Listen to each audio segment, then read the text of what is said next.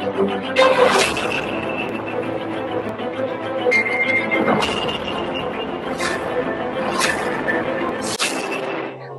ಆತ್ಮನು ನನ್ನೊಂದಿಗೆ ಮಾತನಾಡಿರುವಂತ ನಮ್ಮ ದೇವರು ತನ್ನ ವಾಕ್ಯಗಳನ್ನ ನಮಗೆ ಕಲಿಸಿದಂತ ಸಂದೇಶವನ್ನೇ ಇವತ್ತು ದೇವರ ಸನ್ನಿಧಿಯಲ್ಲಿ ನಾವು ಧ್ಯಾನಿಸುವುದಕ್ಕಾಗಿ ನಾನು ಇಷ್ಟಪಡುವನಾಗಿದೆ.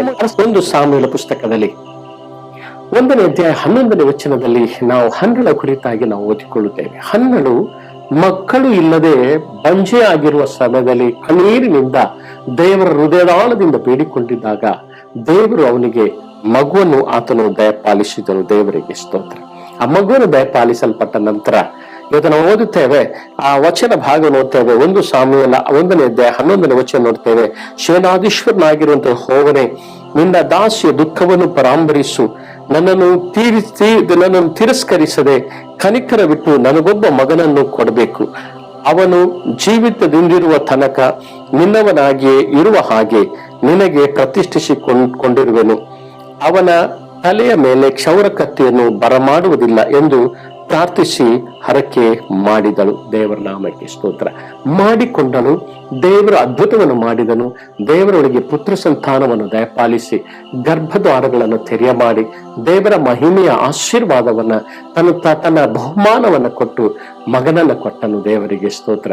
ಮಗನನ್ನು ಕೊಟ್ಟ ನಂತರ ನಂಬಿಗಸ್ತಿಕೆಯಿಂದ ಅಂದುಕೊಂಡ ಹಾಗೆ ಹನ್ನಳು ಮತ್ತು ಅಲ್ಕಾನನು ದೇವರ ಸನ್ನಿಧಿಯಲ್ಲಿ ಆತನಿಗೆ ಪ್ರತಿಷ್ಠೆ ಪಡಿಸಿದರು. ದೇವರಿಗೋಸ್ಕರ ಇರುವುದಕ್ಕಾಗಿ ಹೇಗೆ ಹೇಳಿದರು ಹಾಗೆಯೇ ಅವರು ಮಾಡುವುದಕ್ಕಾಗಿ ಅವನನ್ನು ಬೆಳೆಸಿದರು ಎಂಬುದಾಗಿ ನಾವು ದೇವರ ವಾಕ್ಯದಲ್ಲಿ ನಾವು ಓದುವರಾಗಿದ್ದೇವೆ. ದೇವರ ನಾಮಕ್ಕೆ ಸ್ತೋತ್ರವಾಗಲ್ಪಡಲಿ. ಹಾಗೆ ಅಬ್ರಹಾಮನ ಜೀವಿತದಲ್ಲಿ ಕೂಡ ನಾವು ನೋಡಿಕೊಳ್ಳುವುದಾದರೆ ಆದಿಕಾಂಡ 14ನೇ ಅಧ್ಯಾಯ 22ರಿಂದ 23ನೇ ವಚನದಲ್ಲಿ ನಾವು ನೋಡುತ್ತೇವೆ. ಸೊದೋಮ್ ಗೋಮರನ ಅರಸನ ಬಳಿಗೆ ಅಬ್ರಹಾಮನು ಆತನು ಮಾತಾಡುವಂತ ಸಂಗತಿ ಕುರಿತು ನಾವು ಓದುವುದಾದರೆ ಅಬ್ರಹಾಮನಿಗೆ ಈ ರೀತಿಯಾಗಿ ಆತನು ಹೇಳ್ತಾನೆ. ಈಗೋ ಸೊದೋಮ್ ಅರಸನಿಗೆ ಆತನು ಹೇಳ್ತಾನೆ, ಆಸ್ತಿಯನ್ನು ನೀನೇ ತಕೋ ಎಂದು ಸೊದೋಮ್ ಅರಸನು ಅಬ್ರಹಾಮನಿಗೆ ಆತನು ಹೇಳ್ತಾನೆ.